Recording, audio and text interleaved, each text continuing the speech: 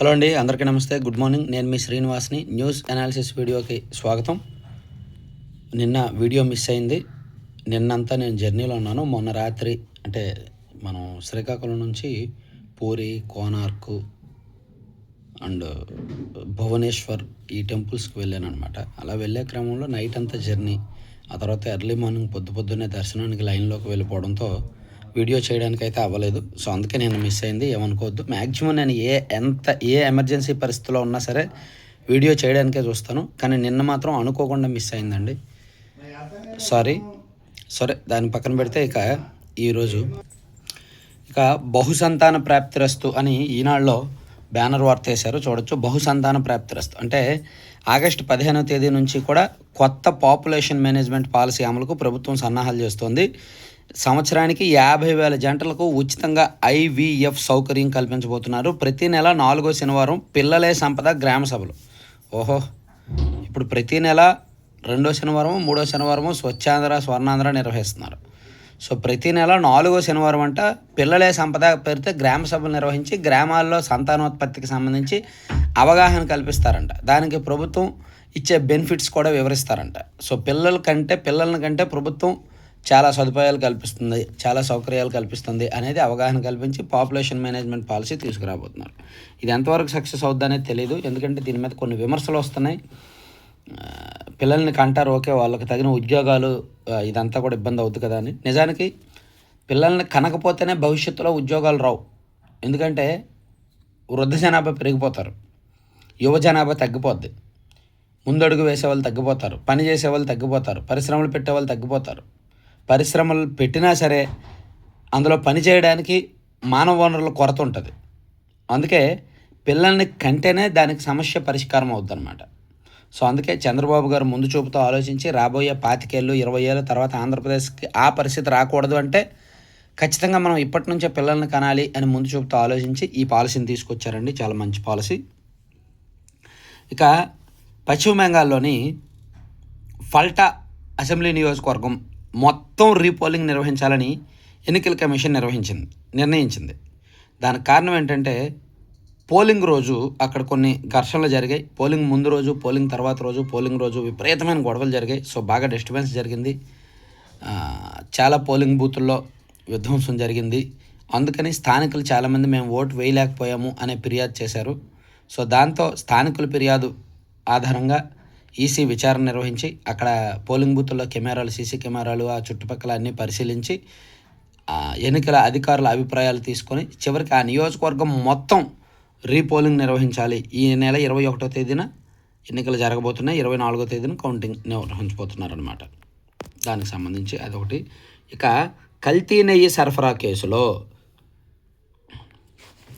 చెవిరెడ్డి భాస్కర్ రెడ్డి, భూమన కరుణాకర్ రెడ్డిలు కారకులేనంట. కొనుగోలు కమిటీ సభ్యుల హోదాలో టెండర్ నిబంధనల సడలింపునకు పచ్చజెండా.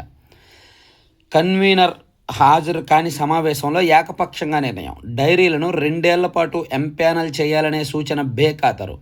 ఆ నిర్ణయాలతోనే తీతిదేలోకి కల్తీ నెయ్యి సరఫరా సంస్థ చొరబాటు. విశ్రాంత IAS దినేష్ కుమార్ కమిషన్ నివేదికలో వెల్లడి. సో కల్తీ నెయ్యి, టీటీడీకి కల్తీ నెయ్యి సరఫరా చేసిన కుట్ర మొత్తాన్ని ఛేదించడానికి విశ్రాంత IAS అధికారి దినేష్ కుమార్ నేతృత్వంలో ఏర్పాటైన కమిటీ, ఏకసభ్య కమిషన్ ఇచ్చిన నివేదికలో ఫస్ట్ అనిల్ కుమార్ సింఘాల్, తర్వాత అప్పుడు ఈవోగా పనిచేసిన ధర్మారెడ్డి, అలాగే అప్పుడు చైర్మన్గా పనిచేసిన సుబ్బారెడ్డి గారు, అండ్ ఆ తర్వాత కొనుగోలు కమిటీలో కీలకమైన హోదాలో ఉన్న చెవిరెడ్డి భాస్కర్ రెడ్డి గారు, భూమన కరుణాకర్ రెడ్డి గారు లాంటి వాళ్ళు కూడా కారకులేనని తేల్చారనమాట. సో ఈ కల్తీ నెయ్యి కేసు రాను పెద్దది కాబోతోంది. ఇక నిన్న పవన్ కళ్యాణ్ గారిని చంద్రబాబు నాయుడు గారు పరామర్శించారు. దానికి కారణం ఏంటంటే ఒక వారం రోజుల కిందట పవన్ కళ్యాణ్ గారికి ముక్కుకి ఆపరేషన్ జరిగింది.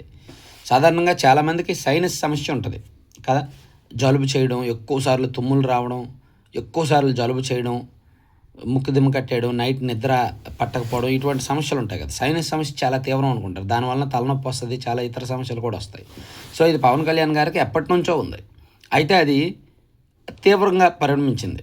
సాధారణంగా మనకి చిన్నప్పటి నుంచి ఉన్న చిన్న చిన్న సాధారణ సమస్యలే 45-50 దాటిన తర్వాత తీవ్రంగా మారతాయన్నమాట. సో అవి అలా మారకుండా ఉండడానికే మనం 30s తర్వాత 35 తర్వాత జాగ్రత్త పడాలి. సో పవన్ కళ్యాణ్ గారు అలా జాగ్రత్త పడినప్పటికీ సినిమా షూటింగ్ల్లో కొన్ని దెబ్బలు తగిలాయి. అవన్నీ కూడా తీవ్రంగా పరిణమించి చివరికి ఆపరేషన్ వరకు వెళ్ళింది అని పవన్ కళ్యాణ్ గారు చంద్రబాబు గారికి చెప్పారు, వివరించారనమాట. సో ఇది కూడా ఈనాడులో వేశారు. ఇక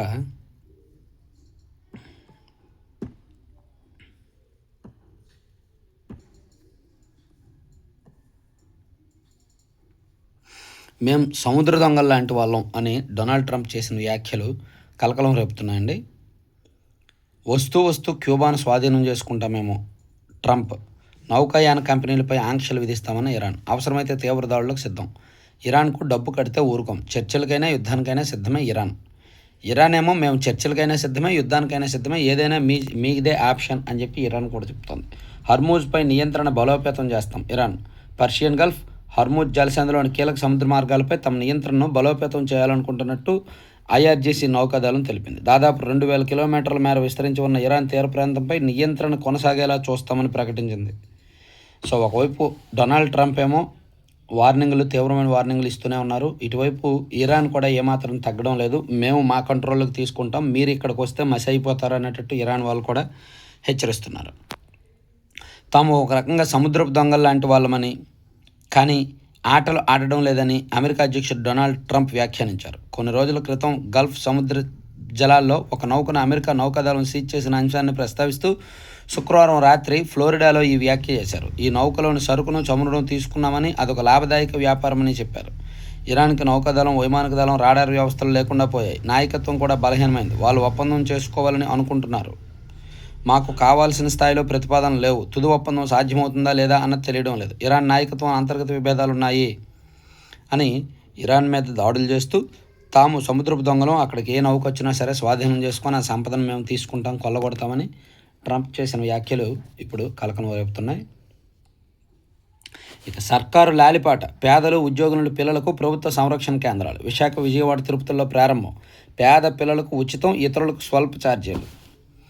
సో ఇప్పుడు మనం భార్యాభర్తల ఉద్యోగాలు చేసే క్రమంలో పిల్లల్ని ఎవరు చూస్తారు, ఇది సమస్య. సో కొంతమంది డబ్బులు ఉంటే ఇంట్లో పని వాళ్ళని పెట్టుకుంటారు, లేదా పెద్దవాళ్ళని పెడతారు కదా. సో ఆ ఆప్షన్ ఈ ఆప్షన్ లేని వాళ్ళకి ప్రభుత్వం ఆధ్వర్యంలోనే ఒక పిల్లల సంరక్షణ కేంద్రం పెట్టబోతున్నారు. కొన్ని సిటీస్లో, హైదరాబాద్, బెంగళూరు, చెన్నై లాంటి సిటీస్లో పిల్లల సంరక్షణ కేంద్రాలు ప్రైవేట్గా నడుపుతున్నారు. సో ఇప్పుడు జిల్లాల్లో, మన రాష్ట్రంలో వివిధ ప్రాంతాల్లోనే అర్బన్ ఏరియాస్లో ఈ తరహా కేంద్రాలు పెట్టాలని ప్రభుత్వం భావించింది. విజయవాడ, విశాఖ, తిరుపతిలో త్వరలో ప్రారంభించబోతున్నారంట. ఇక భారతీ సిమెంట్ది పాత పాటే. భారతీ సిమెంట్కి లీజులు వచ్చాయి కదా, అవి అక్రమంగా వచ్చాయి, కేంద్ర నిబంధనలను ఉల్లంఘించి తీసుకున్నారు అని ప్రభుత్వం వాళ్ళకి నోటీసులు ఇచ్చింది. ఈవెన్ అయినా సరే వాళ్ళు పట్టించుకోకుండా, లేదు మాకు ఇవ్వడం నిబంధనలకు విరుద్ధమేమీ కాదు, సక్రమంగానే పొందామంటూ వాదించింది. వైకాపా అధ్యక్షుడు వైఎస్ జగన్ సతీమణి భారతీ డైరెక్టర్గా ఉన్న భారతీ సిమెంట్ కార్పొరేషన్ వైకాపా ప్రభుత్వంలో పొందిన సున్నప్రాయ లీజులో ఎలాంటి ఉల్లంఘనలు లేవంటూ పాతపాటే పాడింది. ఇటీవల గనుల శాఖ అధికారులు కమిటీ ముందు వ్యక్తిగతంగా హాజరై వివరణ ఇచ్చేందుకు వీలు కల్పించగా అక్కడ కూడా గతవాదనే వినిపించింది. ప్రభుత్వం గనుల శాఖ నుంచి మరిన్ని వివరాలు కావాలంటూ పట్టుబట్టింది. అధికారులు మాత్రం నిబంధనలకు విరుద్ధంగానే లీజులు మంజూరైన తుది నిర్ణయానికి వచ్చారని తెలిసింది. సో ఈ వేలం లేకుండానే లీజులు పొందారంట, మాదే రైట్ అంటూ వాదిస్తున్నారు. కాబట్టి ఒక వారం రోజుల్లో వాళ్ళ లీజులన్నీ రద్దు చేయడానికి ప్రభుత్వం సిద్ధమవుతోంది. సో ఇక ఆయిల్ పామ్ గెలలు టన్నుకు 23,656 రూపాయలండి. ఏమండి, నాకు తెలిసి 2015, 2016 ఆ టైంలో, అంటే 10 ఏళ్ల కిందట ఆయిల్ పామ్ రేటు 8,000, 9,000 మధ్య ఉండేది. 8,000 టన్ను, 8,000, 9,000 మధ్య తిరుగుతూ ఉండేది. ప్రతి నెల మారేది. ఎంత మారినా ఒక 100, 200 అటు ఇటుగా ఉండేది. కానీ 10,000కు మించేది కాదు 10 ఏళ్ల కిందట. కానీ ఇప్పుడు ఆయిల్ పామ్ టన్ను రేటు 23,656 అంటే మంచి పంట పండినట్టే ఒక రకంగా ఆయిల్ పామ్ రైతులకు. పాపం ఆ టైంలో 2013 నుంచి 2018 మధ్యలో చాలామంది తోటలు ధ్వంసం చేశారు. చివరికి కేంద్రమే కొన్ని నిబంధనలు సడలించి ఫార్ములాని మార్చి వాళ్ళకి మంచి ధరలు వచ్చేలా చూస్తున్నారనమాట. ఇక శ్రీవారి సర్వదర్శనానికి వారాంతపు రద్దీ. వీఐపీ సిఫార్సు లేఖలు రద్దు. శ్రీవారి సర్వదర్శనానికి భక్తుల రద్దీ వారాంతంలో కొనసాగుతోంది. శనివారం సాయంత్రానికి ఎలాంటి టోకెన్లు లేని భక్తులు వైకుంఠం క్యూ కాంప్లెక్స్, నారాయణగిరి షెడ్లు నిండిపోయాయి. సో దీంతో ఈ సమ్మర్లో ఇలాగే ఉంటుంది, జూన్ ఎండింగ్ వరకు ఇలాగే ఉంటుంది కాబట్టి ఈ విఐపి దర్శనాలు ఏ లేకుండా చూస్తున్నారంట, తీసుకోవట్లేదంట ప్రభుత్వం చెప్పింది. ఇక సుబ్బారెడ్డిని వదిలేసినట్టేనా? కల్తీ నెయ్యి కుంభకోణంలో స్పష్టమైన పాత్ర కనిపిస్తున్న నిందితుడిగా చేర్చరా?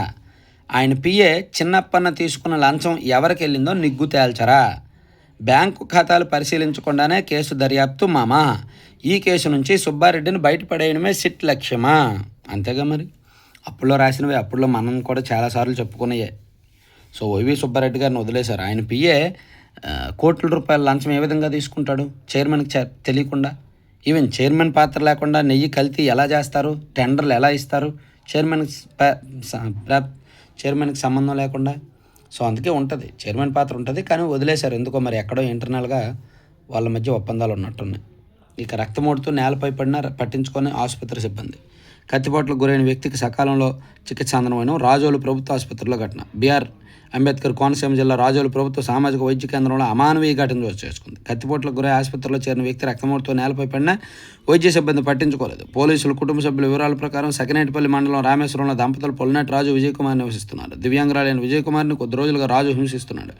దీంతో విజయకుమార్ని ఆమె సోదరుడు బండారు నాగరాజు పుట్టింటికి తీసుకెళ్లారు. ఈ విషయం శుక్రవారం రాత్రి గుడిమెల్లంకలోని బావమృది ఇంటికి వెళ్లిన రాజు అక్కడ బైక్ను తగలబెడతానంటూ హడావిడి చేశాడు. ఆగ్రహం చెందిన నాగరాజు రాజుపై కత్తితో దాడి చేయడంతో తీవ్రంగా గాయపడ్డాడు. ఆయన రాజోలు ప్రభుత్వ ఆసుపత్రికి తీసుకువెళ్ళగా అక్కడ సిబ్బంది పట్టించుకోలేదన్నమాట.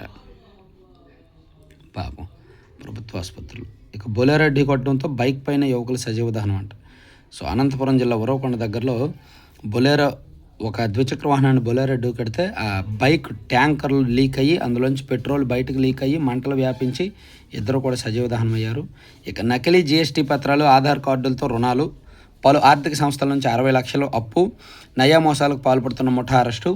అలాగే గతంలో 6 కోట్లు తీసుకున్న ప్రధాన నిందితుడు మోహన్ నకిలీ జీఎస్టీ పత్రం, బోగస్ భాగస్వాముల పేర్లతో వివిధ ఆర్థిక సంస్థల నుంచి భారీగా రుణాలు తీసుకుని మోసగిస్తున్న ఓ ముఠాను పోలీసులు అరెస్ట్ చేశారు. ఈ వ్యవహారంలో కీలక సూత్రధారి తన ఉనికి బయటికి రాకుండా జాగ్రత్తలు తీసుకుంటున్నాడు. అంతిమంగా అతని ఖాతాకు సొమ్మంతా బదిలీ కావడంతో దొరికిపోయాడు. ఇతనిపై గతంలో మోసపూరితంగా 6 కోట్ల రుణాలు తీసుకుని మోసగించిన వ్యవహారంలో సిఐడి కేసు నమోదు చేసిందంట. ఇక నువ్వంటే ఇష్టం, I want you. Ambedkar varsity engineering విద్యార్థులతో సహాయ ప్రొఫెసర్, అసిస్టెంట్ ప్రొఫెసర్ అసభ్య సంభాషణ. శ్రీకాకుళం జిల్లా ఇచ్చెల మండలంలో అంబేద్కర్ విశ్వవిద్యాలయంలో కాంట్రాక్ట్ అసిస్టెంట్ ప్రొఫెసర్గా పనిచేస్తున్న ఓ వ్యక్తి ఇంజనీరింగ్ ప్రథమ సంవత్సరం చదువుతున్న విద్యార్థినితో అసభ్యంగా మాట్లాడాడు. రేపు సెలవు కదా, ఇంటికి రా, ఇంకా 8 సెమిస్టర్లు ఉంటావు, వస్తే నీ ఇష్టం, కలిసి ప్రయాణం చేద్దాం అని సంభాషించాడు. అంతటితో ఆగకుండా, రేపు వస్తావు కదా, వచ్చాక చెప్తాను, టైం వేస్ట్ చేయకుండా ఫేస్ టు ఫేస్ చెప్పేస్తాను, ఐ వాంట్ యూ, మన ప్రయాణం ఎలా ఉండాలి ఏమిటనేది షేర్ చేసుకుందాం, అది పర్సనల్ అయినా ప్రొఫెషనల్ అయినా అని మాట్లాడాడు. ఎన్ని గంటలకు వస్తావో చెప్తే శ్రీకాకుళం కాంప్లెక్స్ దగ్గర వచ్చి రిసీవ్ చేసుకుంటాను, మా ఇంటికి వచ్చాక నీ ఇష్టం, నన్ను సర్ అని పిలవద్దు, అండి అని పిలువు అని అంటూ విద్యార్థినితో అన్నాడు. దీనిపై బాధితురాలు యూనివర్సిటీ అధికారులకు ఫిర్యాదు చేశారు. కుక్కడు, అటువంటి కుక్క పేరు రాయాలిగా వీళ్ళు. ఆ కుక్క పేరు రాయలేదంటే ఓ వ్యక్తి అని ఎందుకు రాస్తారు? ఇటువంటి వీధి కుక్కల పేర్లు రాయాలి. ప్రొఫెసర్గా అనర్హుడు. ఏబిజిబి ఏదమ్మా? ఆంధ్రప్రదేశ్ గ్రామీణ బ్యాంకా? నికర లాభమా 1836 కోట్ల. పెద్ద కార్పొరేట్ బ్యాంకుల కంటే ఇదే బెటర్ ఏమో. ఇక స్వచ్ఛ రథాలతో గ్రామాల్లో విప్లవాత్మక మార్పులు. గత నెలలో 19 లక్షల కిలోల పొడి చెత్త కొనుగోలు అద్భుతం, ప్రజల్లో అవగాహన పెరుగుతుంది. ఉప ముఖ్యమంత్రి పవన్ కళ్యాణ్. స్వచ్ఛ రథాల ఆలోచన అద్భుతం, నాని.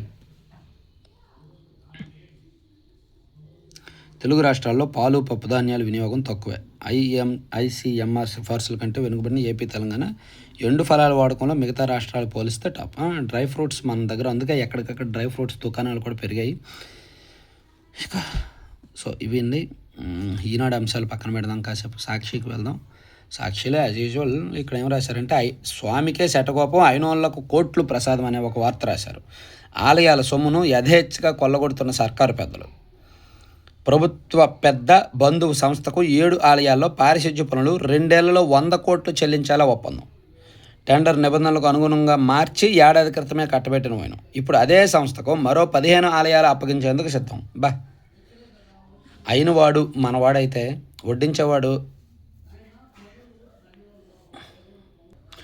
వడ్డించేవాడు మనోడైతే బంతిలో చివరి కూర్చున్న అన్నీ పడతాయి, డబ్బులు పడతాయి అంటారు కదా. అలా అధికారంలో మనోళ్ళు ఉంటే ఇదిగో ఇలా రకరకాల కాంట్రాక్టులు మనకు బయట సామాన్యులకు తెలియని, సామాన్యులకు అర్థం కాని అనేక రకాల అంతర్గత కాంట్రాక్టులు ప్రభుత్వ శాఖల్లో ఉంటాయి. పెద్ద పెద్ద డీల్స్ ఉంటాయి. సో అవి ఇలా ఇస్తూ ఉంటారు. సో టెండర్ నిబంధనలకు అనుగుణంగా మార్చి ఏడాది క్రితమే ఇప్పుడు తాజాగా 15 ఆలయాలు కూడా వాళ్ళకే పారిశుధ్యం ఇచ్చారంట. కానీ ఆలయాలు పరిశుభ్రంగా ఉండవు, ఆసుపత్రులు పరిశుభ్రంగా ఉండవు. కాంట్రాక్టులు ఇస్తారు, సంవత్సరానికి కోట్లు చెల్లిస్తూనే ఉంటారు. సో వాళ్ళ డబ్బులు తీసుకున్నందుకైనా పని చేయాలి కదా అంటే చేయరు, అస్సలు చేయరు. డబ్బులు తీసుకోవచ్చు, టెండరు మన అనుకునే వాళ్ళకి ఇవ్వచ్చు, తప్పులేదు. కానీ ఫలితం కనిపించాలి, పని చేసే డబ్బులు పొందాలి. కానీ అది జరగదన్నమాట. సింగిల్ బిడ్ కేస్ అస్మదీయ సంస్థకు 10 ఏళ్ల పాటు జీజీహెచ్లో క్యాథ్లాబ్ పీపీపీ కాంట్రాక్టులు సేవల కాంట్రాక్టు. ముఖ్యనాథ్ సతీమణి సిఫార్సు చేసిన ఈ సంస్థకు ఇప్పటికే పలు జీజీహెచ్ల కేటాయింపు. ఇదే సంస్థకు 2018లోనూ 10 ఏళ్ల పాటు జీజీహెచ్ల క్యాథ్లాబ్ బాధ్యతలు అప్పగింత. ప్రజలు ఎన్నుకున్నవి కాదు, పాలకులు ఎంచుకున్న ప్రభుత్వాలు ఇవి. ఎన్నికల ప్రక్రియ అపహాస్యం. ఏపీలో ఈసీ లెక్కల ప్రకారమే 132% మంది ఓటు హక్కు వినియోగించుకున్నారు. మే 13 రాత్రి 2:45 గంటల్లో 17,19,482 ఓట్లు పోలాయి. ఇది ఎలా సాధ్యమో పాలకులు కానీ ఈసీ కానీ చెప్పడం లేదు. పౌరుణ్ణి చంపకుండా పౌరసత్వాన్ని చంపేయడమే ఎస్ఐఆర్. ప్రముఖ రాజకీయ విశ్లేషకులు పరకాల ప్రభాకర్. పాపం ఆయన రాజకీయ నిరుద్యోగి. గతంలో మీడియా ఛానల్లో ఉన్నారు, ప్రభుత్వ సలహాదారుగా ఉన్నారు. ఇప్పుడు చేయడానికి పని ఏమీ లేదు ఆయనకు.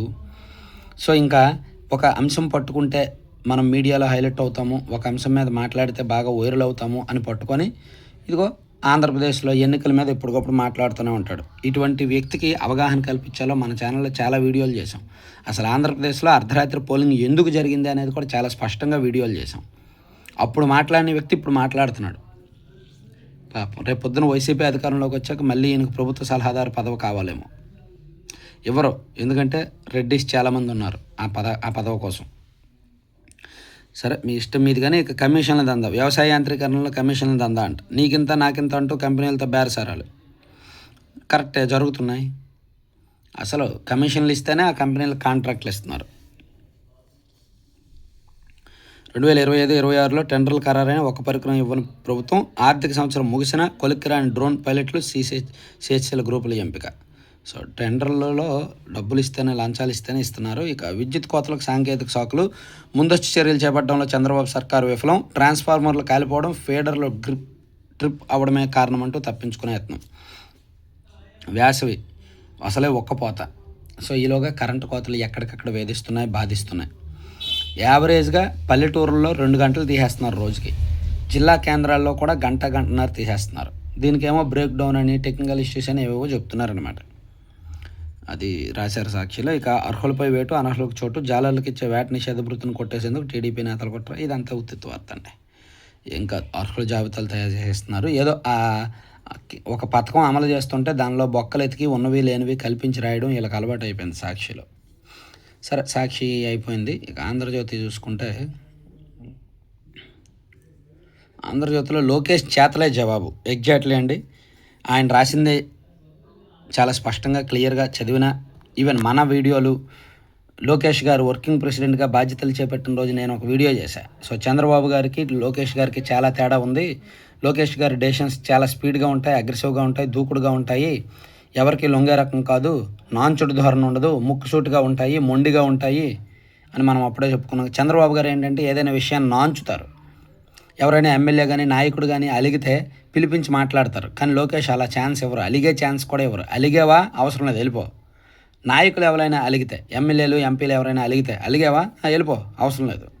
కార్యకర్తలు అలిగితే 1-2 సార్లు మాట్లాడడానికి సిద్ధం. కానీ నాయకులకు మాత్రం అసలు లోకేష్ గారు చాలా సీరియస్గా ఉంటున్నారన్నమాట. అందుకే లోకేష్ చేతలే జవాబు. ఒక ప్రాంతీయ పార్టీ 3 తరాల నాయకత్వంలో సజీవంగా పరిపుష్టంగా ఉండడం ఆషామాషి కాదు. ద్రవిడ పార్టీల తర్వాత అంత సుదీర్ఘ చరిత్ర ఉన్న ప్రాంతీయ పార్టీగా తెలుగుదేశం నిలబడింది. రాష్ట్రం విడిపోయిన విభజిత ఆంధ్రప్రదేశ్కి మాత్రమే పరిమితమైన తెలుగుదేశం పార్టీ తన ప్రస్థానాన్ని అప్రతిహతంగా కొనసాగిస్తోంది. తెలంగాణలో పార్టీ పటిష్టంగా లేకపోయినా ఓటర్లు మాత్రం ఉన్నారు. పార్టీ వర్కింగ్ ప్రెసిడెంట్గా నియమితులైన లోకేష్ చేతికి భవిష్యత్తులో పార్టీ పగ్గాలు అందుతాయి. ఎన్టీఆర్ హయాంలో పోల్చితే ఇప్పుడు రాజకీయాల నిర్వచనమే మారిపోయింది. పెద్ద మనిషి తరహా రాజకీయాల కాలం చెల్లింది. జగన్మోహన్ రెడ్డి వంటి వారి ప్రవేశంతో రాజకీయాల స్వరూపమే మారిపోయింది. చంద్రబాబు ఆచితూచి నిర్ణయాలు తీసుకోవడం ఈ తరం తెలుగుదేశం పార్టీ శ్రేణులకు రుచించడం లేదు. నాయకుడి నిర్ణయాలు చర్యలు వేగంగా ఉండాలని కోరుకుంటున్నారు. రాజకీయాల్లో ఓర్పు అవసరం అని మర్చిపోతున్నారు. కంటికి కన్ను పంటికి పన్ను సిద్ధాంతాన్ని అమలు చేయాలని చూస్తున్నారు. సో ఇప్పుడు లోకేష్ గారి తీరు అదే. కంటికి కన్ను పంటికి పన్ను, అలిగితే అవసరం లేదు, అలిగితే అట్టు లేదు ముక్క లేదు అంటారు కదా, ఆ టైప్ అనమాట.